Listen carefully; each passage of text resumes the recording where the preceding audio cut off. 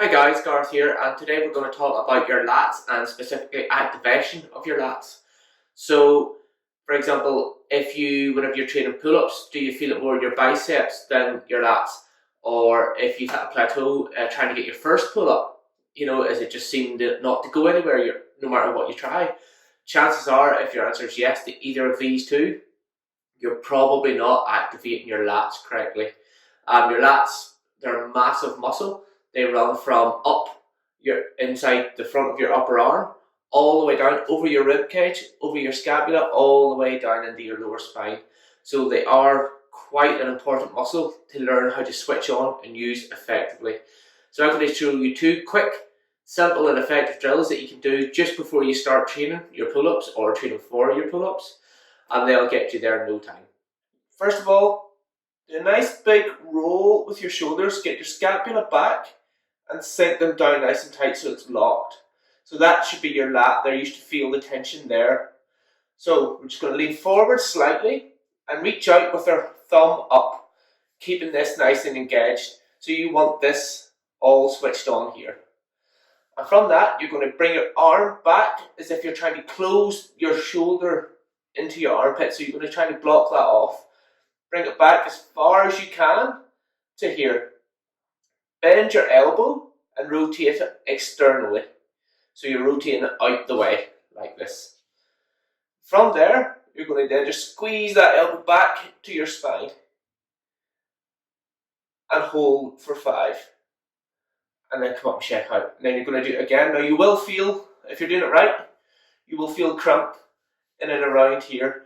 It's an excellent lat activation exercise. It really focuses in on it. So again, big roll, seat those scapula and push down and engage that lat. Bend forward ever so slightly, thumb up, raise the arm, keeping this tight and engaged. Bring it down, closing that armpit as far behind you as you can, and then bend the elbow.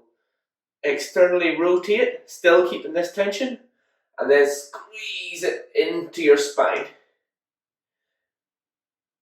And hold for 5. Now, aim for about 3 sets of 5 on each arm. So the next exercise is basically going to use a band to really help activate the lat as we pull down on it.